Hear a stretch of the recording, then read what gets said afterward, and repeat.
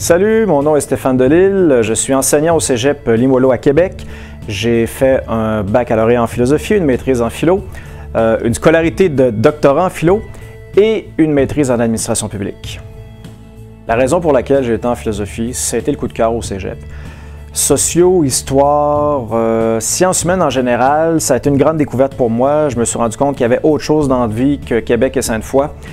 Et définitivement, c'est vraiment en faisant de la philo que non seulement je me suis découvert, mais j'ai découvert qu'il y avait une humanité qui pensait depuis très longtemps.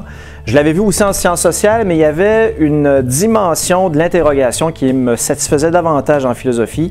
Et c'est encore à l'époque, il y a 20 ans, 25 ans, c'était encore la belle époque, vous comprenez, il y avait plein de cours de philo, 4 cours obligatoires, des cours aussi à options qu'on pouvait choisir. La question classique. Je suis sur un bateau, je m'en vais sur une île. Bien entendu, la Terre vient de sauter, sauf mon île.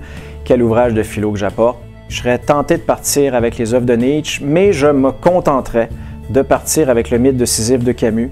Pourquoi? Parce que le mythe de Sisyphe de Camus est un magnifique ouvrage, très court, qui est près aussi de la littérature, comme de la philosophie, bien entendu, où l'auteur pose une question fondamentale, à savoir si je reconnais que mon existence est absurde, est-ce que je suis dans l'obligation de me tuer. Donc, c'est la question du suicide qui apparaît dans cet ouvrage comme étant la question philosophique fondamentale.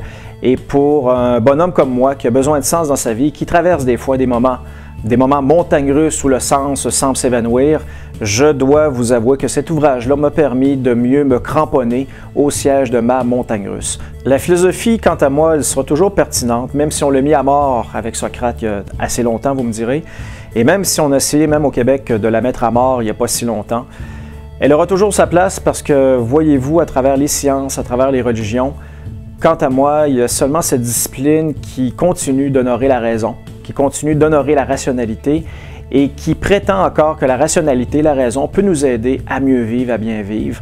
Peut-être que je suis un idéaliste, peut-être que je suis un grand rêveur, mais chose certaine, non seulement la philosophie m'aide à bien faire mon métier d'homme, mais elle m'aide aussi à comprendre le terrain de jeu dans lequel j'essaie d'être un homme en questionnant la politique, en questionnant la société, en questionnant l'être humain, etc.